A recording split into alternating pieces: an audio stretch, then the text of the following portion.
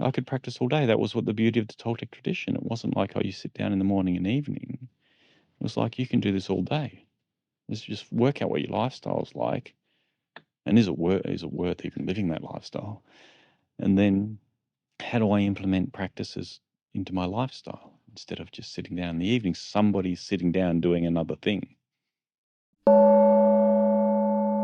It was a Toltec teaching that I found incredibly powerful. So peripheral vision made sense to me, and what the idea was. They call the world of form the tonal, and the invisible world, or the Nawal, right? The vast emptiness. So they have their names. So this is all the tonal, and most of this satsang and work I do is dealing with the tonal, because the tonal's all mixed up and confused and distorted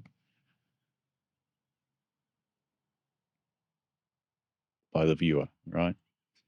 The viewer instead of awareness. And in the peripheral vision, what happens is your tonal, or your mind, gets flooded by so much data. It's much harder for you to speak, think, judge, worry, angst,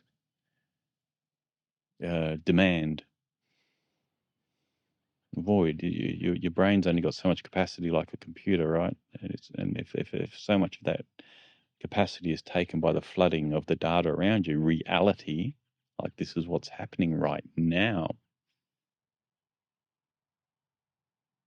you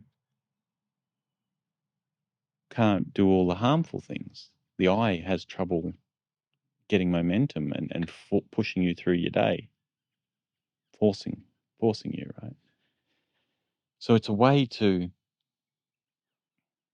shut that down. And another aspect of it is, you might cross your toes and pinch and just put your fingernail into your finger or something else. Do two other little things at the same time. And with that, part of your attention's now on the slight discomfort in your finger, maybe your cross toe, and you've got two other things going on. And you've pretty much used up most of your brain capacity now, or your thinking capacity, just in the awareness of what's happening.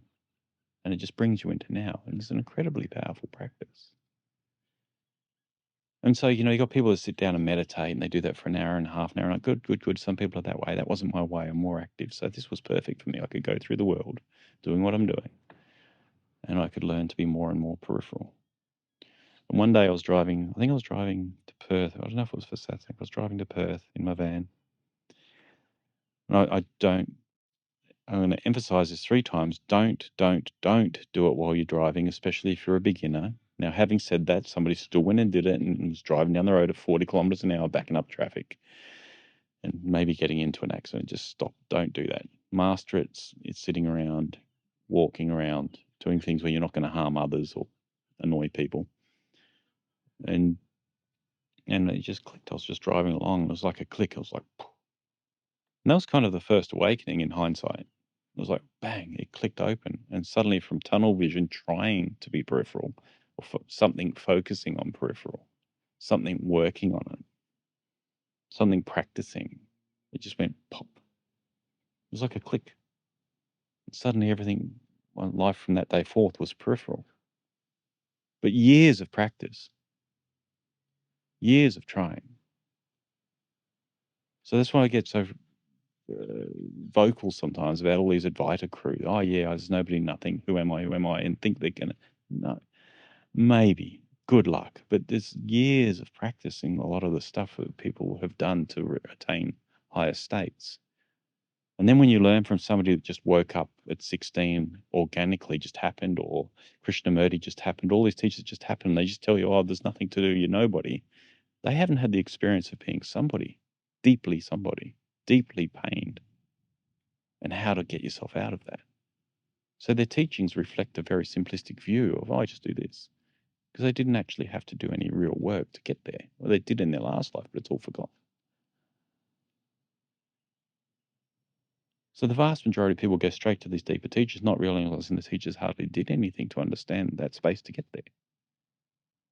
So they don't have any tools. So the teaching becomes very simplistic, and it's a true teaching, but it's for the end of the path.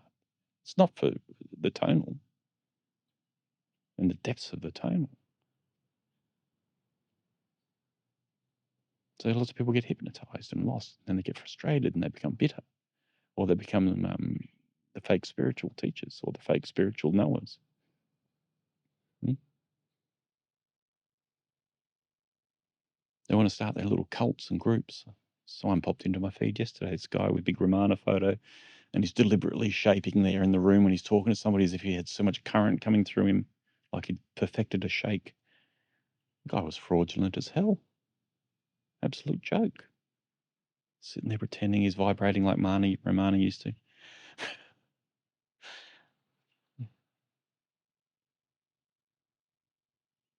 That's why I keep sending these warnings out to people in the room. Watch out.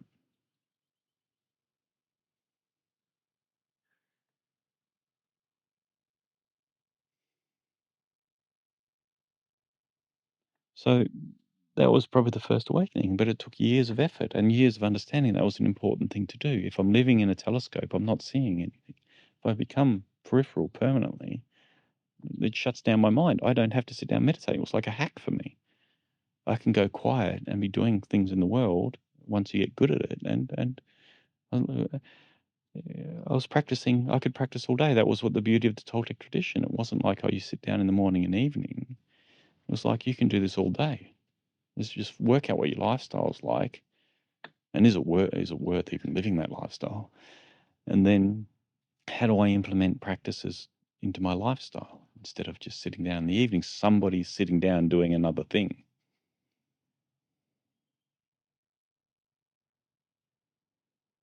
trying to do a no thing.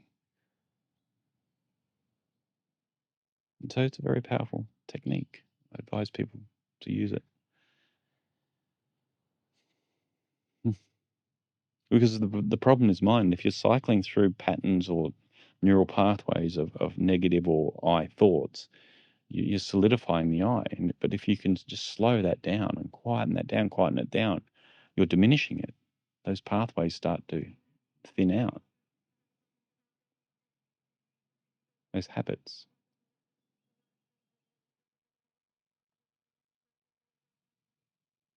No, you're just speaking to you, you're too worried. You're not. You haven't got energy or capacity to be worried about a stranger's maneuvers around you and whether they smiled or not. That just doesn't arise anymore. Or you'll see it, but it's just so inconsequential. You're not looping in this crap because that's what happens on the awakening. That's what happens to great martial artists, great basketball players, great anyone at anything that are really good at something. The Gretzkys, the Jordans, the Slaters.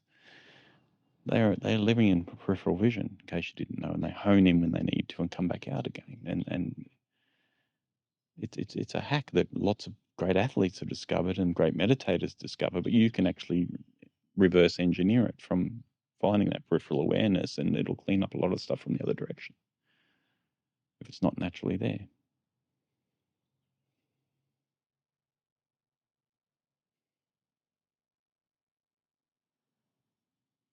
So, I'm seeing him, her, and the entrance and back there and all around at once. All the time I'm with you guys. That's what the experience is. Sometimes I'm zoning in on something, but that's deliberate. And once that effort of zoning in stops, that's naturally there. That's why I say, like, the movement of a finger is not of truth. Like, ultimately, like, your natural state is complete peripheral awareness, unmoving, within form. And there's a deep stillness that comes with that can start to arise from that.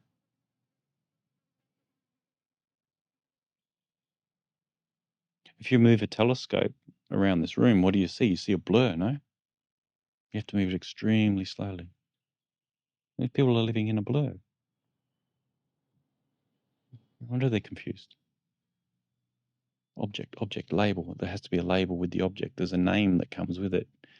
Winch, pole, roof, shade sail. Label, label, label, label.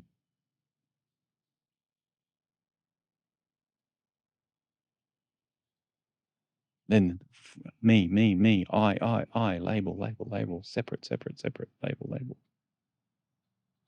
Then it's what can I get? From that, how do I gather energy? How do I get as much energy as possible? Properties, wealth, popularity, sex. I need more, not enough, because you're separate. You're an object.